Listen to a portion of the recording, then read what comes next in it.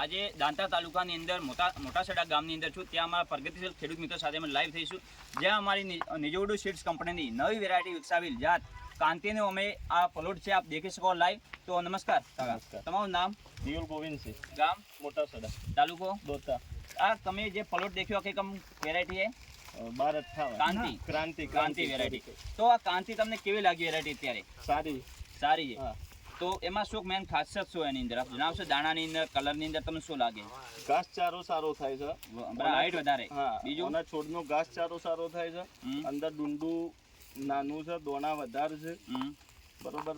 ઉત્પાદનની દ્રષ્ટિએ બીજી મકાઈ કરતા સારી. તમને આજે અત્યારે ક્રોપ બધા દેખી લો, કેવો લાગે અત્યારે? સારું.